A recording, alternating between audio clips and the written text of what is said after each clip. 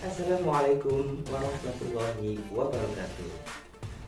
Salam guru penggerak, guru hebat profesi dan perjuangan. Salam sehat dan bahagia teruntuk kita semua.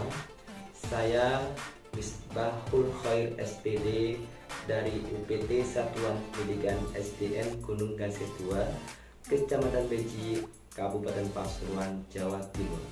Calon guru penggerak angkatan 9 kelas 149 dengan fasilitator yaitu Ibu Fifty Imrotul Rashidah dan pengajar praktiknya yaitu Ibu Shermin dan Ibu Herawati.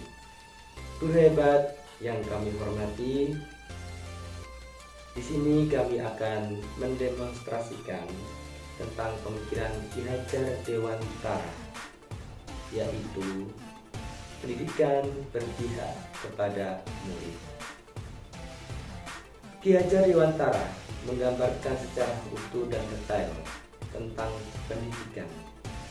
Filosofi Ki Hajar Dewantara yang pertama mengartikan pendidikan sebagai tempat persemaian benih-benih kebudayaan dalam masyarakat.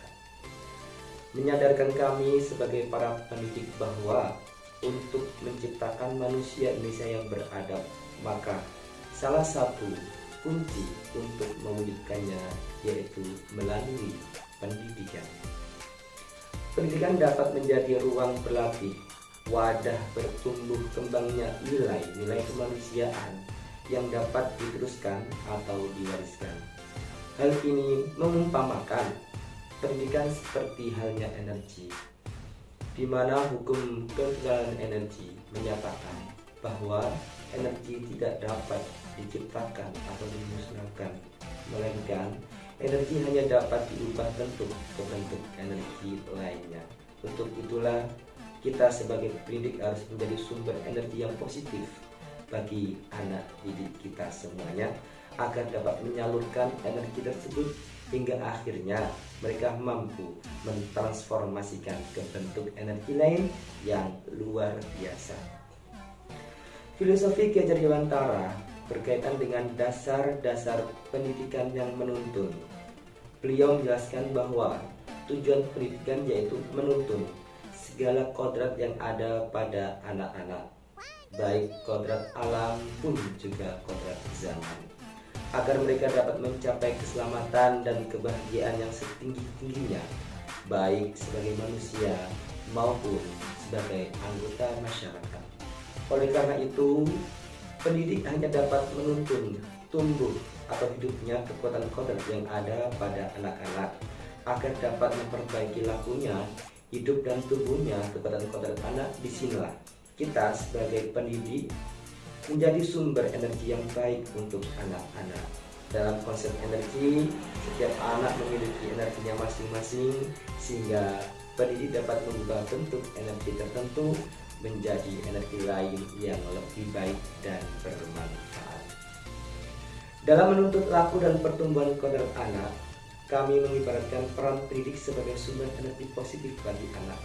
Jika energi yang ditransfer oleh pendidik positif, maka yang diterima anak-anak pun ikut positif. Sama halnya Pak Tani yang merawat tanaman, baik atau tidaknya tergantung tangan atau perlakuan petani tersebut. Baik atau tidaknya perubahan laku murid tergantung bagaimana pendidik mentransferkan energinya. Selama proses menuntun, anak diberi kebebasan, namun pendidik sebagai pamong dalam memberi tuntunan dan arahan agar anak tidak kehilangan arah dan membahayakan dirinya.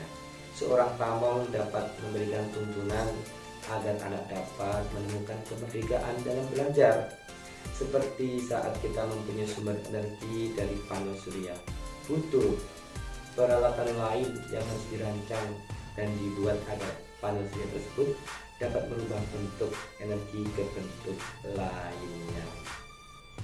Konsep pemikiran filosofi Ki Hajar Dewantara sangat relevan dengan kodrat alam dan kodrat zaman yang mengiringi kehidupan anak-anak. Artinya, pendidikan yang diberikan menyesuaikan dengan kondisi lingkungan, atau potensi anak. Selain itu juga harus mengikuti perkembangan zaman, sama halnya dengan perkembangan energi dari lingkungan, kemudian diubah sesuai dengan kebutuhan perkembangan zaman.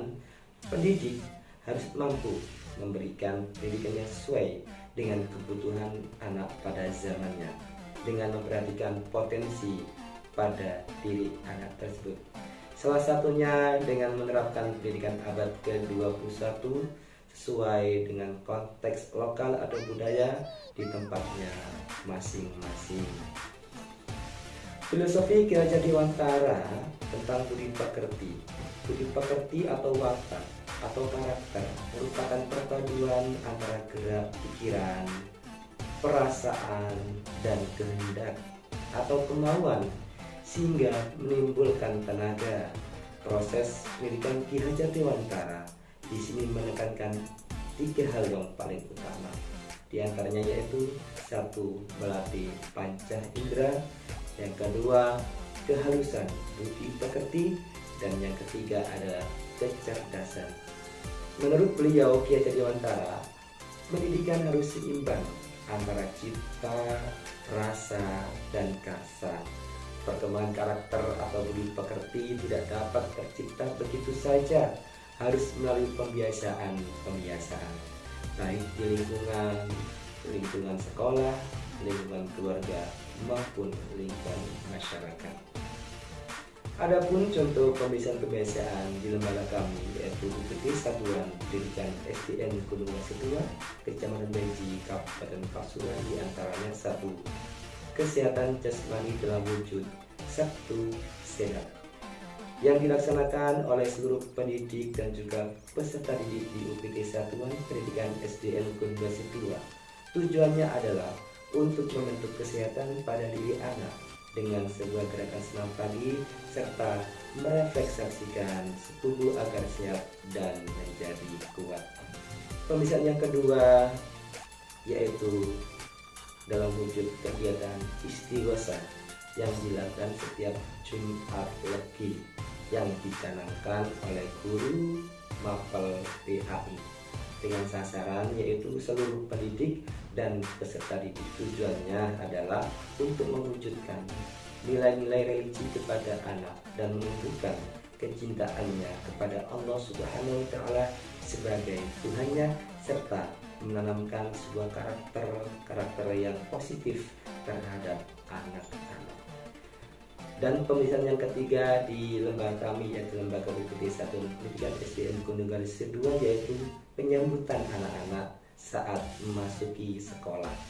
Ada beberapa pendidik yang berdiri di dekat pintu gerbang sekolah untuk menyambut kedatangan anak-anak.